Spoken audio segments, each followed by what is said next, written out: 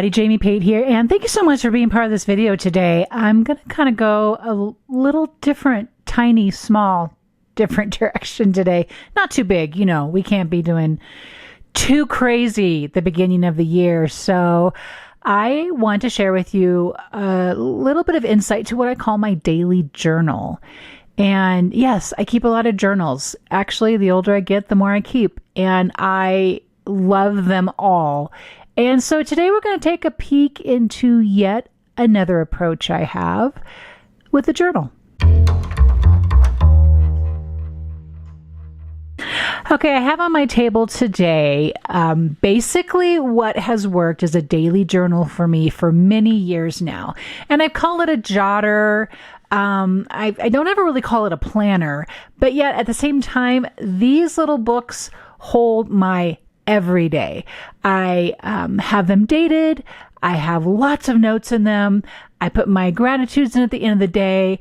I will put a schedule in there. It's just kind of a catch-all for all the things.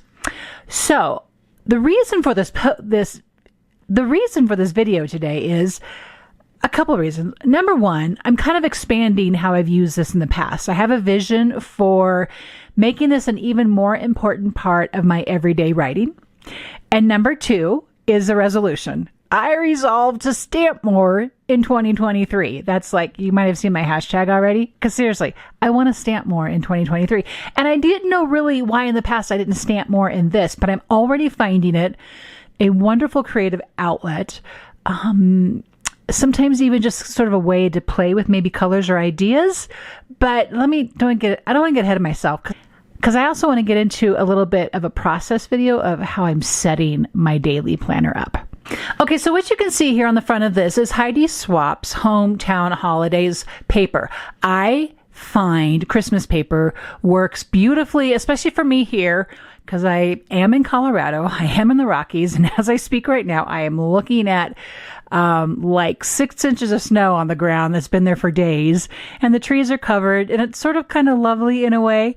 But the point I'm trying to make is I think winter scenes and even Christmas type patterns are wonderful for January. And you will also notice that my palette is staying still fairly greenish blues like I was using in December. That's just a little freebie there. So use up your Christmas papers. And so that's why I decided, well, for this cover, I was going to go ahead and make my cover out of her Hometown Holidays paper. Now, this is sort of traveler's notebook size. Now, you may have seen this video, I don't know, about a year ago or so, if not more. I don't know that this is even available anymore, but this is the reason why I have my daily journals this size, because I like to carry them with me. I can throw this in my bag. I can keep several months in here at a time. And so that was the reason why this size works the best for me, was because I'm using this Prima planner holder. So I have a whole video on this. I will link that below. So this is about 4¼ wide by about 8¼ tall. I make it myself. I have text weight paper inside that are my pages, and I just fold them over and I trim them so that they fit inside of the cover that I make, and then I staple it. It's just really as simple as that.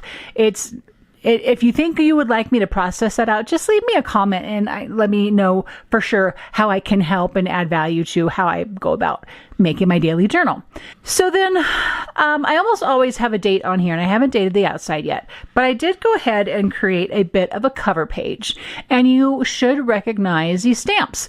They're all Heidi Swapp. They are everything from the brand new January agenda. I'm looking to find, I still have the January agenda stamp. It's a brand new stamp series for 2023. And you want to get these quick because they sell out quick. Just saying. And then I'm also heavy using the December Stamp Society, which is still available as of this recording and posting. I think this is a terribly important stamp set, and you're going to see why in a minute. But what you can see so far on here is how I've stamped the grid, how I've stamped the days above it. This is an old months stamp set that is still available. I have used the January agenda on the inside here, as well as my lovingly favorite agenda months stamp set in there as well.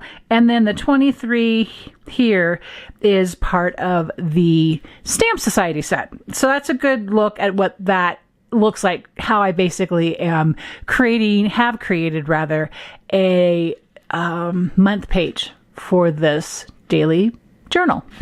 So I decided to get a little fancy, and I love that I did, because I find now this little book here is just so welcoming to me. So what did I do? As you can see, I used the Stamp Society stamps again to mark my date, and I'll talk about that more in a moment. I split this page down about 2/3 of the way, and then more of the Hometown Holiday paper is wrapped around that, so you can see it on both sides. And then I use the wreath die and cut up just several pieces, and just until I was happy with how it looked. So this is kind of like an opening page now to January's daily journal. Now, let's not look at this page yet. Pretend that page is blank. So this is how my pages so far are going to look. And what I have done here in this book is I have stamped out all the days so far up through the 15th. And why did I do that? I wanted to give myself 2 weeks to see if I liked having the dates in my book like this. And I think it's okay. I will probably go ahead and finish it, but I think I'm going to want to come up here in the top with what the day is. And so I used to just handwrite that in, which works perfectly fine. But I've really been inspired to pre-prep my journal. So this is what this is about today. This is pre-prepping the month's journal, so it's just ready to go. I want to get better about adding more elements like stamps or stickers or whatnot, but I am finding already, something I've already learned is that I'm going to need to keep what I put on the page fairly flat. For example, this is actually a stamp set that's it's coming to ScrapbookCom, and it's a die and a snowflakes stamp, which I adore. I love this so much already, and you've already seen me put it to use. Well, I thought because this day here, this is the day I'm recording this, January the 2nd, it's another snowy day. We've had a couple already, which is a little unusual for us, to have this many, that is. But I'm finding if I go ahead and pre-prep this and put this snowflake in here, well then when I'm over here on January 1, I'm writing on that snowflake, and I don't think I love that idea. So still kind of playing with the concept a little bit. So as you can see over here, this is the first page, and what my idea is that I want this to be a 2-page spread. I used to have one. I'm deciding I'm wanting to elevate my journaling, elevate how my days look. I want the idea of maybe putting a schedule along this side, and then my notes. I take notes all day long. I'm asked so often, how do you remember, or how do you know what to put in your memory planner? This is why. My daily jotter, which I'm now going to call my daily journal, is why I know how to add to my memory planner, is because I am constantly taking notes throughout the day. I should probably write about that more because it has been a growing passion of mine to do this. And so I'll just go ahead and share with you my entry right here. Snow, snow, snow. Is that familiar to you? That's from White Christmas. Snow, snow, snow. Yeah, that's where that came from. Because wake to another 2 inches on top of the multiple inches still on the ground from Thursday the 29th. And so it's just a little tidbit of information so far in my day, because I just was like standing here in my studio looking out, I'm like, it is so gray and the snow is so snowy. And I just want to record it because I just want to remember something that happened in this day. And there'll be more as the day goes on. I will add more notes. Okay, so so I've already walked you through what this looks like. And I'm going to show you here just like super quickly, just the process that I'm using to put in my book. So to start off, I'm just showing you real quick how I went about putting the actual days of the week. This is also a Heidi Swap stamp from a while ago. It's called Days of the Week. And I was going through because I wanted to have like Monday to be all the same color. And then I would come back in later and Tuesday be all the same color. And I'll allude to this a little bit more later on in the video, but what I was doing here was also keeping the date the same color throughout the book. So meaning like if this was Monday, then all the Mondays were going to be the same color. And so, it's great to be able to kind of practice these out and figure out what you learn. So I learned I don't want to do different colors. While it was sort of a therapeutic session, and I'll talk about that in a minute, I decided I just want to simplify it. But what I really want as a takeaway for you guys today is I loved the pre-prep time. I hadn't done this before. So this is new. This is the brand new thing. I loved having the dates and the day and a 2-page spread in my daily journal all set up ready for me to go.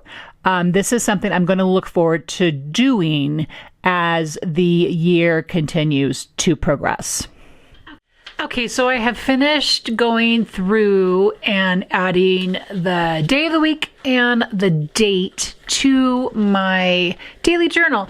And I'm glad I had this exercise. I mean, I think it's rarely a time where we work on a project and we don't learn something. And I did learn something on here. So you can notice when I did the first half of this, I stayed with the black soot and the and distress oxide for the month and the day.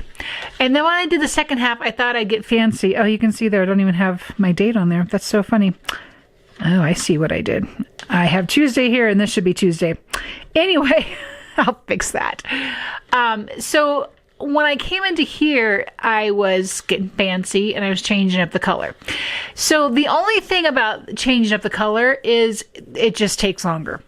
And as it was, I sat here and I listened to Heidi Swap share one of her lives and was able to put all those in there, and that was fine. But I think going forward, I like just to keep it a little bit more